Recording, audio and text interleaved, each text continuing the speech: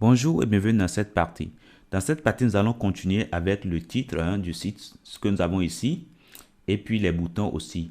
Nous allons modifier l'apparence pour avoir ce que nous avons ici, vous voyez, le titre, voilà, qui s'écrit avec ce style-ci et puis avec les boutons. Alors, nous allons commencer très vite. Déjà, nous allons inspecter les éléments. Déjà, si on inspecte bien, nous voyons que tout le titre est bien dans une balise div avec ID title, vous voyez. Et puis à l'intérieur, le test est bien dans la balise H3. Et puis nous avons deux boutons, vous voyez. Donc nous allons très vite commencer au niveau de l'éditeur. Déjà, nous allons mettre titre du site comme ceci pour pouvoir nous repérer après. Bon, je vais un peu en bas pour qu'on ait de l'espace, pour que ce soit plus visible. Déjà, nous allons cibler le titre, c'est-à-dire le test qu'il y a dans le titre, l'élément H3. Donc déjà, nous allons commencer par header. Et puis, nous allons cibler le titre.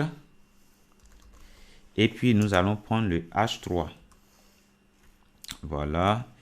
Et maintenant, nous allons pouvoir modifier ici, nous allons pouvoir modifier son style, sa couleur. Donc déjà, au niveau de la couleur, nous pouvons mettre la propriété color. Et il faut noter que ici, la couleur, ici, c'est verte. Donc, nous allons utiliser un code couleur qui est 00-00-7E et puis 33. Donc, voilà. Donc, c'est proche de la couleur verte. Donc, voilà. Donc, voilà, ça s'affiche bien en couleur verte. Déjà, si on enlève, voilà, donc c'est par défaut de couleur noire. Donc, si on le met, voilà, donc ça vient de se changer. Donc, déjà, nous allons mettre ceci sur l'image. Alors, pour le faire, qu'est-ce que nous allons faire? Nous allons d'abord cibler tout le titre. Donc, en utilisant bien évidemment le sélecteur header et puis titre. Voilà. Et puis, nous allons, dans un premier temps, définir sa position. Sa position, nous allons le mettre à absolute. Absolute. Voilà. Et ça va le retirer du flux normal d'affichage. Donc, si on met absolute pour ceci, l'élément est retiré quasiment du flux normal. Et on pourra maintenant définir la valeur des propriétés top. Par exemple, top, nous allons le mettre à 30 pixels. 30 pixels pour voir ce que ça va nous donner. Alors, si on le fait, vous voyez, ça vient à 30 pixels du RAW, vous voyez. Alors, donc, du coup, nous pouvons aussi mettre peut-être 100, comme ça, pour voir ce que ça va nous donner. Vous voyez, donc, voilà, ça décale vers le bas. Donc, voilà comment on peut gérer ceci pour avoir ce positionnement que nous avons ici. Donc, déjà, nous allons décaler ça un peu vers la droite en utilisant left. Nous allons lui donner 50 pixels. Voilà, donc ça décale un peu vers la droite. Alors, donc déjà, nous allons définir, comment dirais-je, nous allons définir une taille pour ce que nous avons à l'intérieur pour que ça soit un peu grande comme ceci. Donc, nous allons utiliser la propriété font size. Font size et nous allons le mettre à 3EM. 3EM, voilà. Donc, voilà, c'est un peu grand comme ce que nous avons ici, vous voyez. Donc, voilà. Donc, nous allons continuer très vite par les modifications. Déjà, nous allons changer la couleur d'arrière-plan pour pouvoir facilement modifier le cadre. Donc, nous allons lui définir une couleur d'arrière-plan ici avec la propriété background color. Background color. Et nous allons le mettre à RGB. RGBA. RGBA, voilà. Et puis, nous allons le mettre à 255, 255 et puis 255. Et nous allons définir l'opacité, nous allons le mettre à 1 par exemple. Donc, voilà. Donc, déjà, on voit mieux ce que nous voulons modifier. Donc, déjà, à partir de ceci, on peut agir très facilement pour avoir quelque chose comme ce que nous avons ici.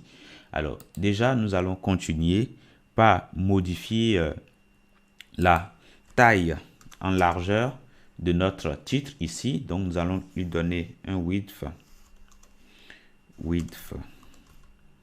Nous allons le mettre à 700 20 pixels. Voilà. Et puis, nous allons définir aussi sa marge. Donc, nous allons mettre margin. Nous allons le mettre à 0 pour le haut et le bas. Et puis, auto. Voilà. Alors, une fois que ça, c'est fait, déjà, ceci ne change pas grand-chose. La marge, donc, nous pouvons laisser. Et puis, nous allons continuer par modifier ce que nous avons à l'intérieur, c'est-à-dire les boutons. Alors, les boutons, pour les cibler, déjà, nous allons enregistrer ce que nous avons fait jusque-là. Nous allons cibler maintenant les boutons pour voir les sélecteurs que nous allons utiliser. Donc, du coup, pour le bouton Contact, on peut utiliser le bouton Service, on peut utiliser BTN Service. Donc, on va copier ça. Et une fois que nous allons venir dans l'éditeur de style, nous allons mettre point, voilà, BTN Service. Donc, ceci nous permet de modifier le style du bouton.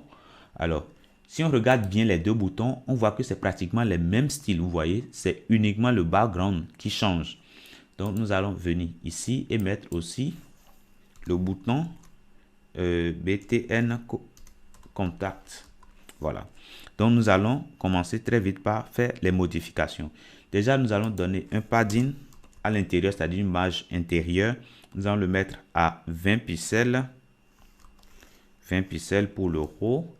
Et puis 0 pixels pour la droite. Voilà, 0 pixels. Et puis 20 pixels et 0 pixels. Voilà. Donc déjà, nous voyons que les boutons, voilà, il y a bien des marges intérieures qui rendent bien visible le texte du bouton. Nous allons définir aussi le background color. Bon, le background color, nous n'allons pas le faire parce que comme les deux n'ont pas les mêmes background color, ce serait pas bien de le faire maintenant. Donc déjà, nous allons modifier la couleur en utilisant la propriété color et nous allons le mettre à white. Voilà pour la couleur d'écriture. Donc voilà. Donc nous allons maintenant continuer pour modifier. Déjà, on peut modifier la couleur d'arrière-plan pour avoir beaucoup plus de visibilité sur ce que nous faisons. Donc nous allons utiliser un background color vite fait et après nous allons pouvoir l'enlever. Donc background color, nous allons le mettre à dièse. Voilà. Donc déjà au moins c'est un peu mieux visible, vous voyez. Alors ici on regarde, quand on regarde ici on voit que les bords sont arrondis, vous voyez. Ce n'est pas le cas ici. Donc nous allons arrondir les bords en utilisant la propriété border radius et nous allons le mettre à 50 pixels. Voilà, donc voilà, c'est bien arrondi. Maintenant nous allons changer la propriété sur le font. Nous allons utiliser la propriété font et nous allons le mettre à bold pour que ça soit gras. Voilà, et puis nous allons donner une taille 33 pixels et puis nous allons mettre maintenant la valeur de la police. Nous allons mettre Arial, voilà. Donc voilà, déjà on se rapproche beaucoup plus de ce que nous avons ici, hein. Vous voyez, on se rapproche beaucoup plus.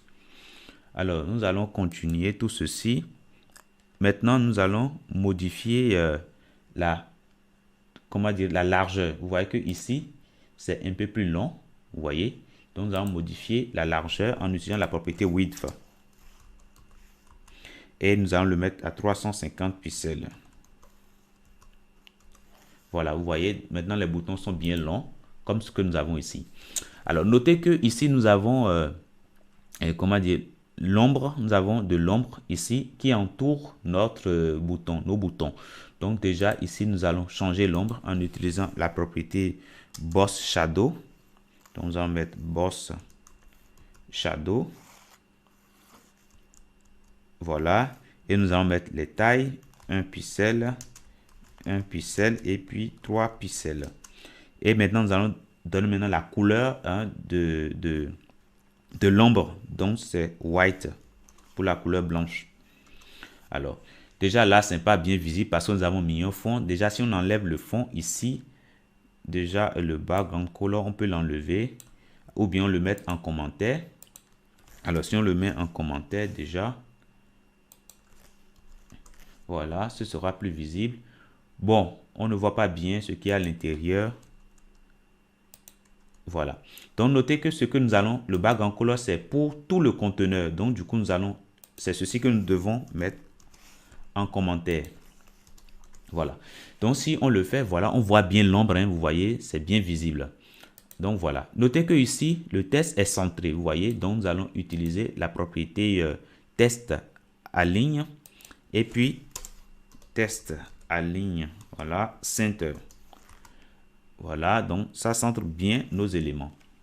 Donc déjà, il faut noter qu'on est déjà pratiquement proche de ce que nous avons ici, sauf que ce qu'on a ici, enfin, le top, c'est un peu plus élevé que ce que nous avons défini ici comme top. Donc, nous allons changer cette valeur top ici, nous allons le mettre peut-être à 190. Voilà, donc c'est déjà pas mal ce que nous avons ici. Donc voilà, maintenant nous allons changer la couleur du test, la couleur du bouton que nous avons ici qui est orange. Donc nous allons cibler maintenant. Déjà nous allons cibler BTN contact. Voilà, notez que ici c'est bien un point. Voilà, et donc à l'intérieur nous allons changer le background color. Et puis nous allons lui donner la valeur dièse FF 8800. Voilà, là c'est bon. Maintenant pour ceci, on peut le faire aussi en faisant .btn service. Voilà, et à l'intérieur maintenant nous allons prendre la couleur que nous avons donnée ici. Nous allons couper et venir le mettre directement là. Voilà. Donc, si vous regardez bien, vous allez voir que les propriétés qui sont communes aux deux boutons, nous les avons mises ici, vous voyez. Et puis, les propriétés qui sont spécifiques à chaque bouton, on les a mis au niveau de chaque sélecteur. Donc, voilà la deuxième partie sur le slide, c'est-à-dire le titre. Voilà, on vient de finir pratiquement. Il faut noter aussi que nous avons de l'ombre au niveau du test que nous avons ici, hein. Donc voilà, donc nous allons définir aussi de notre côté l'ombre ici. Donc nous allons utiliser le sélecteur header title qui spécifie tout le titre, mais si on le fait, ça va s'appliquer à tout. Donc on va le mettre dans H3 directement. Donc nous allons mettre directement la propriété test shadow. Donc nous allons venir ici mettre test shadow.